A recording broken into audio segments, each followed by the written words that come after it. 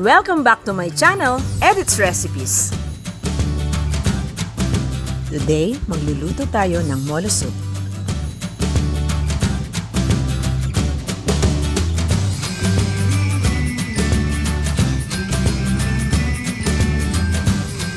Ito ang mga ingredients na kakailanganin natin sa ating iluluto.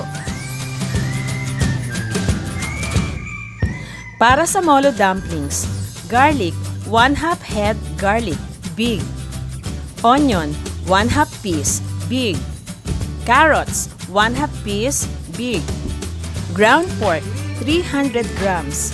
Celery, 1 stalk, minced. Ground black pepper, 1 teaspoon. Brown sugar, 1 tablespoon. Raw egg, 1 piece. Sky flakes, 2 pieces, crushed. Olive oil, 1 tablespoon. Salt, 1 teaspoon. Vetsin, 1/2 teaspoon. Liquid seasoning, 1 teaspoon. And molo wrapper. Ito naman ang ingredients para sa soup. Garlic, 1/2 head, big. Onion, 1/2 piece, big. Carrots, 1/2 piece, big. Chicken, leg type part, 2 pieces. Chicken stock. Fish sauce, 1 tablespoon. Salt, 1 teaspoon. Ground black pepper, 1 teaspoon. Chicken cube, 1 piece. Celery, 1 stalk, slice. So, umpisahan na natin ang ating pagluluto. Papalambutin muna natin yung ating chicken leg thigh sa 10 cups of water. I-set aside natin kapag malambot na ito. I-set aside din natin yung tubig na pinagpalambutan o yung chicken stock. Ngayon naman ay gagawa tayo ng dumplings. Gagamit tayo ng 300 grams of ground pork. And isa-isa nating ilalagay ang mga sangkap nito. Ilagay natin ang kalahati ng ating minced garlic. Ganon din sa onion, ilagay natin ang kalahati.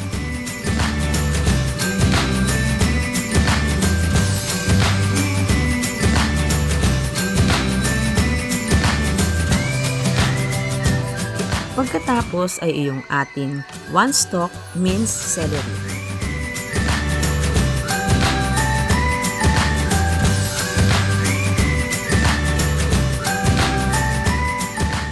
At kalahati ng grated carrots.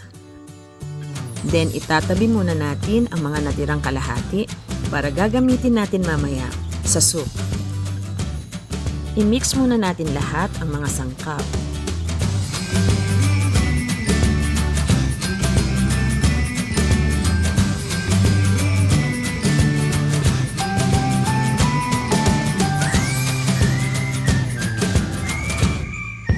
Isunod natin ilagay ang 1 tablespoon brown sugar. Then 1 teaspoon paminta.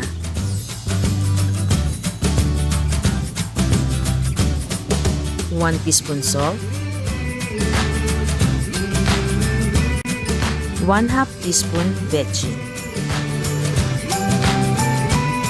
Haluin pa natin ulit.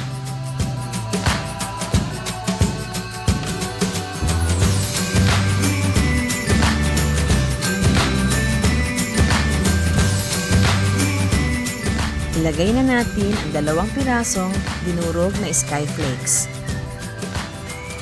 Instead na harina, ito ang ilalagay natin para maging buo ang ating mixture. Haluin natin mabuti.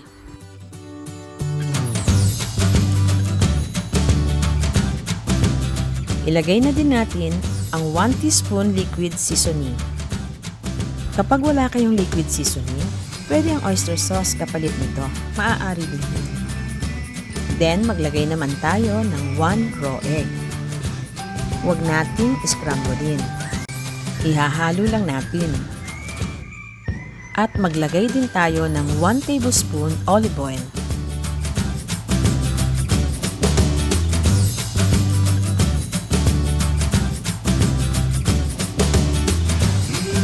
So, next na gagawin natin ay maglalagay na tayo sa molo wrapper. Depende sa inyo kung ano ang gusto ninyong style sa pagbalot. Ganito lang ang ginawa kong pagbalot. Tapos, gagamit tayo ng steamer.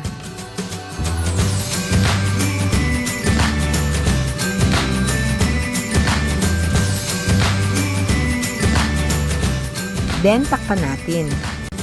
Steam lang natin ito ng 10 minutes. Ayan, luto na. Itatabi na muna natin ang mga ito. Pagkatapos natin gawin ang molo dumplings, gagawa naman tayo ng soup. Iluluto na natin ang molo soup.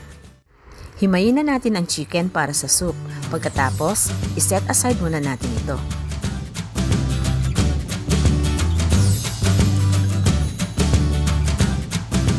Ngayon ay maglagay tayo ng cooking oil. Igigisa na natin ang natira nating bawang, sibuyas, carrots na hinati natin kanina. Unahin natin ang bawang.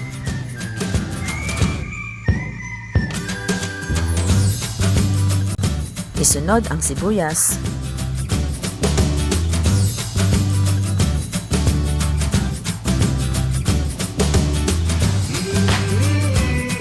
Pagkatapos, ang carrots.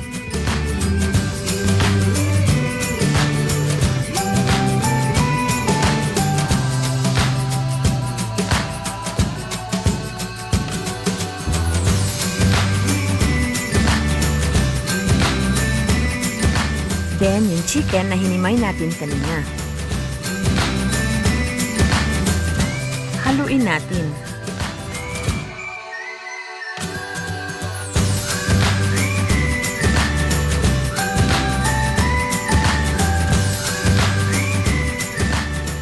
Maglagay naman tayo ng 1 tablespoon of fish sauce or patis.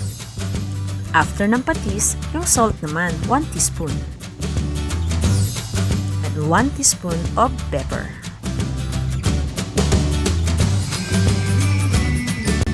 Haluin natin mabuti.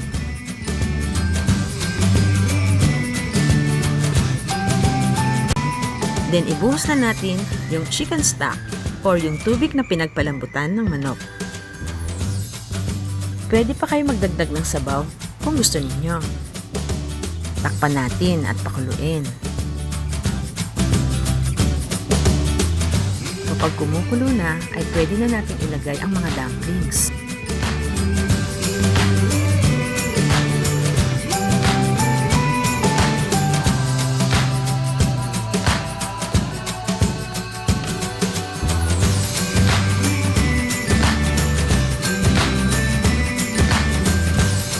Takpan lang natin saglit. Then maglalagay pa tayo ng 1 chicken cube para maging mas malasa ang ating soup. Pagkatapos ay ilagay na natin ang 1 stalk sliced celery.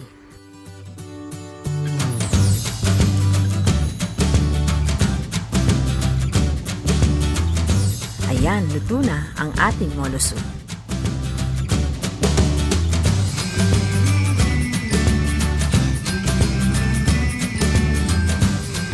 Ilagay na natin sa isang lalagyan at tikman na natin.